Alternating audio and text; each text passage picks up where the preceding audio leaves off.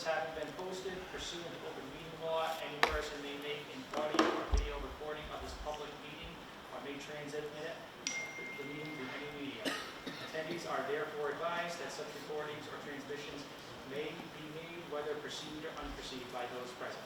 Roll call of members present. Ms. Corville? Present.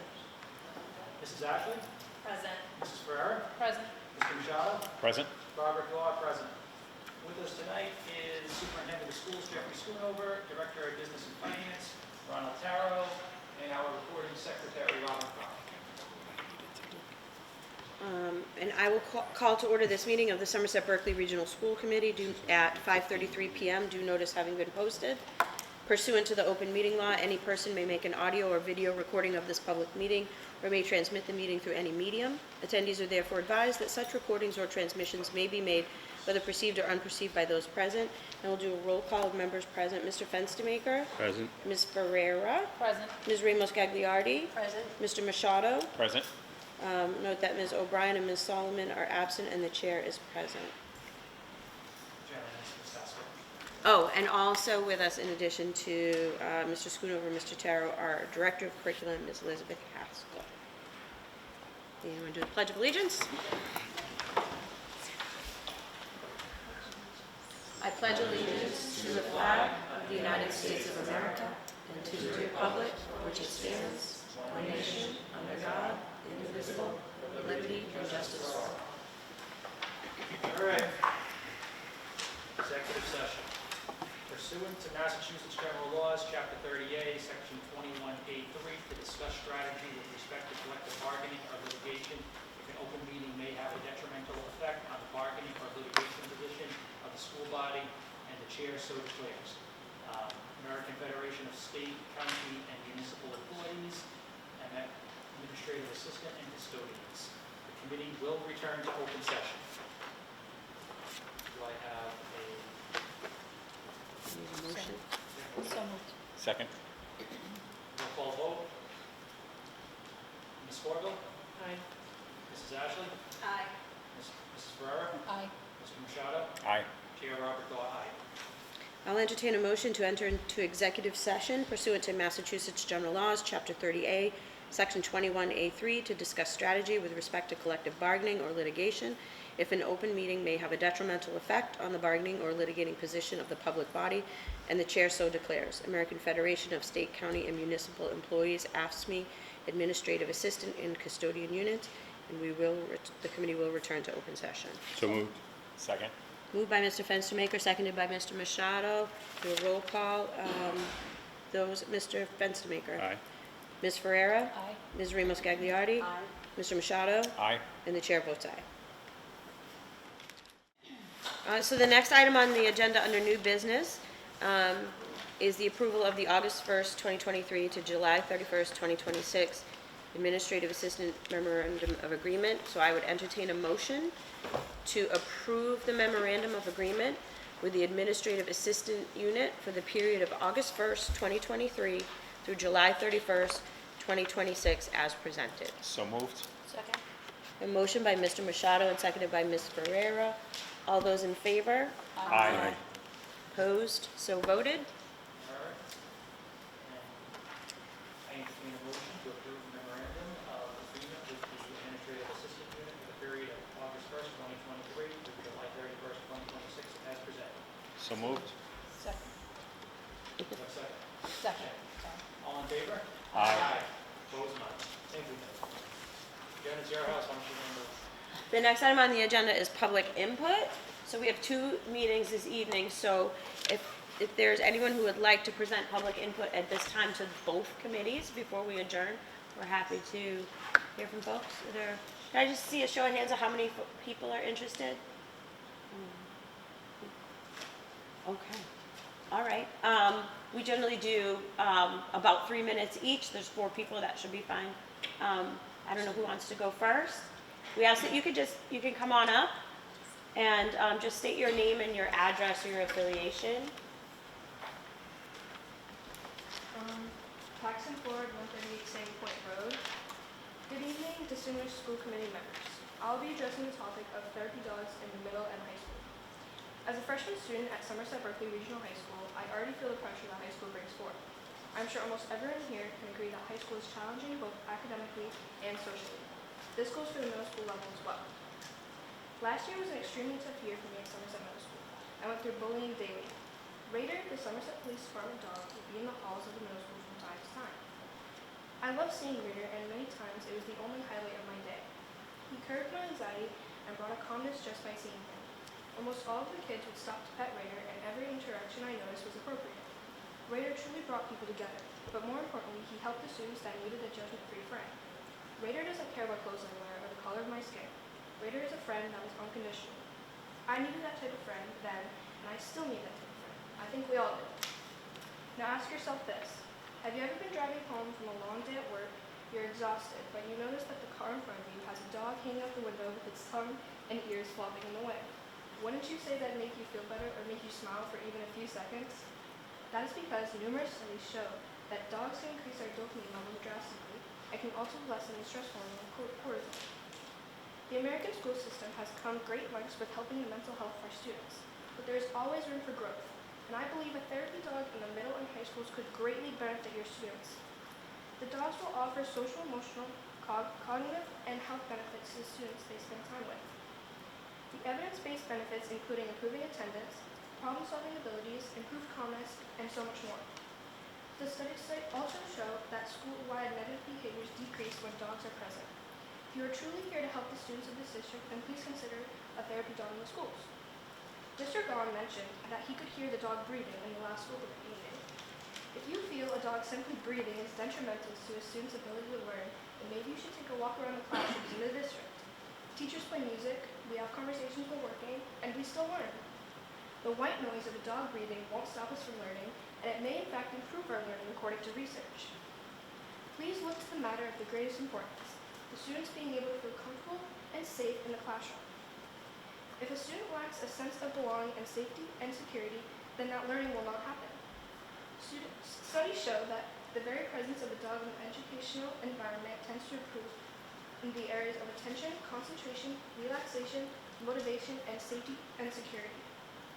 We spend 1,267 days in school between middle and high school, which is the equivalent to 7,602 hours. Personally, I would feel more comfortable in a school that had a dog to help reduce stress levels that would otherwise affect proper learning during those hours. Mr. Machado, your concern is that the handlers of the therapy dogs will be school employees, but I don't see this as an issue. I actually see this as a positive.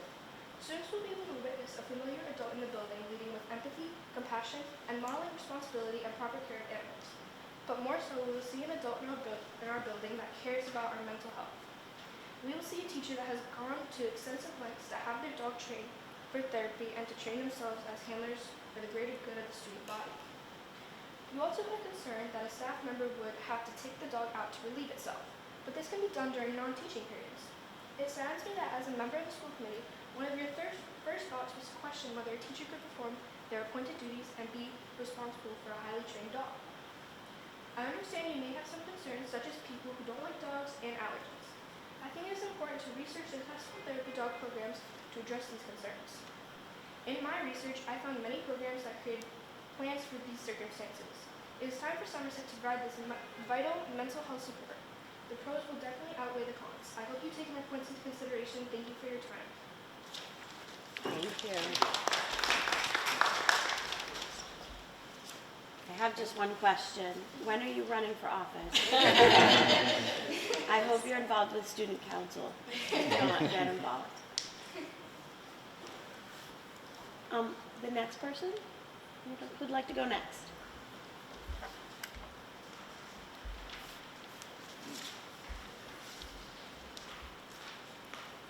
My name is Kristen Durand. I live on 8 Yarbaugh Street, Somerset. I'm a paraprofessional at North Elementary. Good evening. I know this is not new news. I just kind of wanted to reiterate what's happening in our schools right now for our paraprofessionals. We are just so short-staffed that things are not being met. We have no subs. So when we have no subs, we get bored. So my day, I'm just going to give it to you in a quick nutshell. I am a 1-to-1 in the morning from 8:45 to 11:30.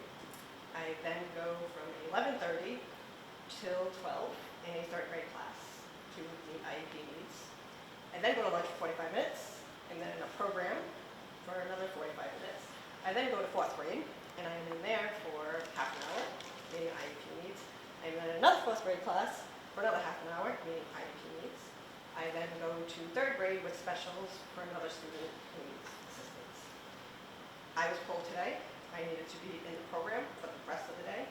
My fourth graders didn't get their assistance. It's disheartening for me when I have to be pulled. It happened also to another parent today. So throughout the whole day, there were many students that didn't get their minutes met today.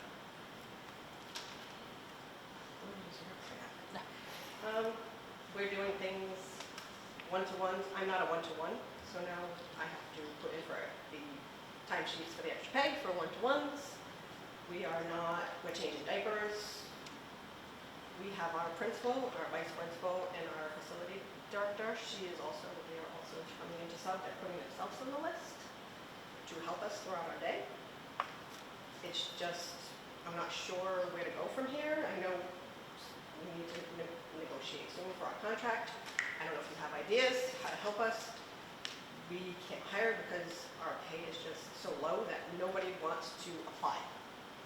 And unfortunately, that's where we're at right now. So the one-to-ones have no applicants. Paras, we need 5. We need 2 one-to-ones, 1 program, and 2 pre-K paras. No applicants. In June, when you met, we came in and I expressed that worry that come September, we weren't going to have paras. And we're here in September. We don't have paras, we don't have staff. We're all super stretched. We're all tired. We all love what we do. We love the kids, but we just don't know what to do. I just want to keep that in your mind when it comes time for contracts, whatever we need to do, if we need to do something earlier to maybe get people through the door to come see how great we can be. Because our kids are great, and we are great as a staff. I love where I work. I love the teachers. I love all the other paras, administrators, everybody. We all get along. We're working so hard together. We just need help. And I think the only way to do it is for our contract to be renegotiated, and we need the money to push it along. So thank you. Thank you.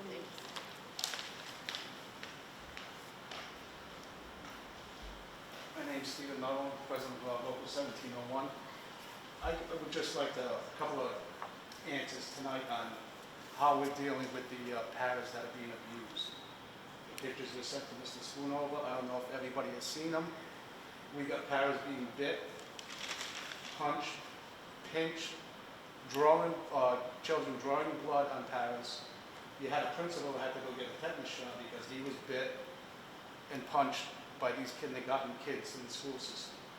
We are short as it is. In that 1 week, we lost 3 paras after these incidents. We haven't even been in school 2 weeks yet. So I would just like some answers on what we're going to do about these kids that are abusing the paras that are losing every day. We're short as it is in every school in this district. Every school is short paras. And it seems like we're running into a brick wall day after day. Shortage of paras. They're leaving to go to places like Taunton, where they're paying double what Somerset is. But somebody needs to open up their eyes, the committee, when these paras are being abused the way they are. And in that 1 week when that child abused the para and the principal, we lost 3 paras. One that had started on a Monday, he quit Monday afternoon. One came in Tuesday, 2 left Tuesday. So now it's up to you people to decide what we're going to do to protect the paras and help them. If you need to see the pictures, Mr. Schoonover has them, I have them, Victor has them. It's sad what's going on with these paras are taking day in and day out. That's all. I'd just like some answers on that and see where we're going to go with it. Thank you. Thank you.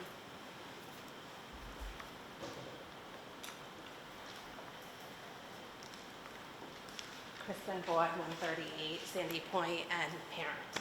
I wasn't prepared to speak. I only decided to speak when I started speaking to some of the paras this evening. So as a teacher of 20 years, paras have been the backbone of my classroom. I wouldn't be able to function in the class without them. So for all 20 years, I've had multiple paras in my room, sometimes one that has been assigned the entire year, and sometimes they just filter through. Without them, I wouldn't be able to provide tier 2 and tier 3 supports in my classroom because they're working with the tier 1 and the higher tier 2 students. Also, it's just the basic functioning in my classroom that I need that para for. They are severely underpaid here in Somerset. I immediately tried recruiting 2 of your paras as I sat there because I need a para in a brand new room that I'm in Taunton right now. And when I mentioned the pay, I think it kind of took them by surprise at how much just a couple of towns over they're paying. So I think that when you are looking at their contract, you do need to renegotiate pay, and it needs to be a huge increase. And I think that's also going to be the catalyst to getting people to apply and to want to work for Somerset. And then I just want to let you know too that when I tried recruiting them, even with that money, so I can have someone in my room, both of them said, like, we love Somerset. So you have people that want to be here, but you need to do what's right and, you know, pay them what they deserve, because they really are the ones that run the help run that classroom. Thank you. Thank you. Is there anyone else who'd like to offer public input? Okay. All right. With that, Okay. do you want to go first, or you want me to know? Motion to adjourn on the Somerset School Committee. So moved. Second.